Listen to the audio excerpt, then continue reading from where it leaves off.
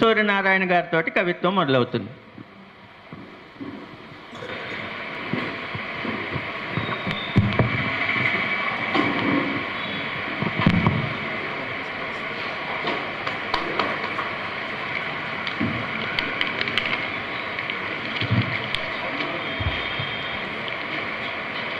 స్వామీజీ పాదపద్మములకు నమస్కరిస్తూ, యతీంద్రుల వాళ్ళందరికీ నమస్కరిస్తూ సభకు నమస్కారములు.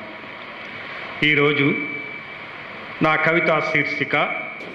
ఆదికవి ఆంధ్ర భారతం. అక్షర రమ్యతకు ఆజుడు నన్నయా, సుప్రసన్న కథకు సూత్రధారి, రుచిరార్థ సూక్తికి రూపము నన్నయా, శబ్దశేషనరేడు శాస్త్ర విభుడు, వివిధ పురాణాది విజ్ఞాని నన్నయ, సంస్కృతాంధ్ర రచన సంభవుండు, విశ్వశ్రేయస్సుకు విజయుండు నన్నయ, శ్రీ మహాభారత శ్రీకరుండు, ఆదికవి తెలుగు భాషా పునాది అతడు, మూడు పర్వములకు దివ్యమూర్తి అతడు, పద్యపు కవిత్రయమున ప్రథముడతడు, వేద వేదాంగ పండిత విజ్ఞుడతడు, రాజనరేంద్రుడు రచన నిర్దేశించ, నన్నయ్య హృదిలోన నడిచిగాధ, ఇతుడు నారాయణ కృతిని నిర్మాణించ, నన్నయ్య పదమాల నాట్యమాడే, పంచమ వేదము పంచయవ్వ ప్రజకు, నన్నయ్య సాహితీ నాదుడాయే, ఆది సభారణ్య ఆరంభ కావ్యమున్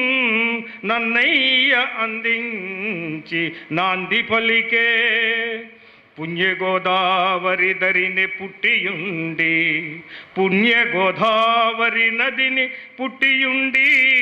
ఆంధ్ర శబ్ద సింతామణి నందజేయ,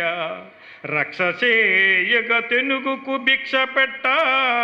నగరి రాజమహేంద్రము సుగతమాయే, అవిరల జపహోమ అనునిత్య నియముండు, వాఘన శశన వంజుడతడు, తొలు తెలుగు కావ్యపు వెల్గుల కిరణము, ముగ్గురి కవులలో మొదటివాడు, నిత్య సత్య వచన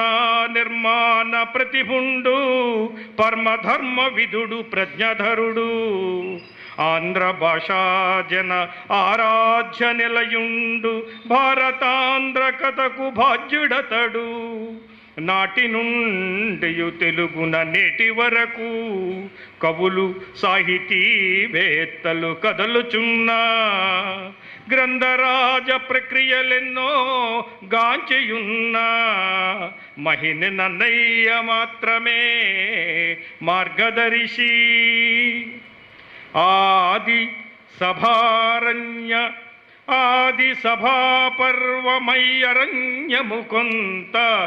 ఆచ్యుడు నన్నయ్య అందజేసే, అవిరాటము నుండి అంచెము వరకును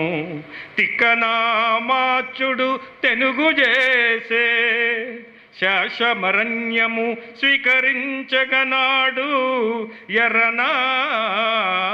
ప్రగడది ఎరుక చేసే, విష్ణు బ్రహ్మ శివ కవిత్రయమ్ముగబుట్టి, తెలుగు భారత గాథ నెలకుదించే, శబ్దశేషనుడొక్కడు శంభుదాసుడొకడు, శంభుదాసుడొకడు, కవి బ్రహ్మ విజ్ఞాని ఒకడు కలిసి, దైవమూర్తులైరిట హైందవ సుగతికి, సత్యమార్గము చూపగా సాకినారు,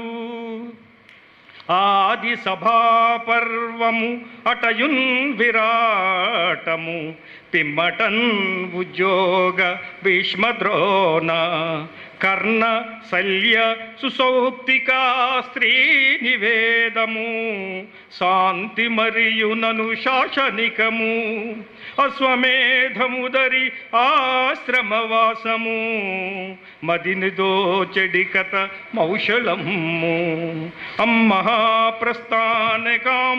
పర్వము స్వర్గమారోహణ సత్యమాయే టైం చూసుకోండి. 18 విభాగాల పర్వధార అమర హరివంశ సుగంధమంతమందు కవులు ముగ్గురు కూర్చిన కావ్యమాల భారతమ్ముయే హైందువ భాగ్యరాశి. ధన్యవాదములు. ధన్యవాదాలు సూర్యనారాయణ గారు.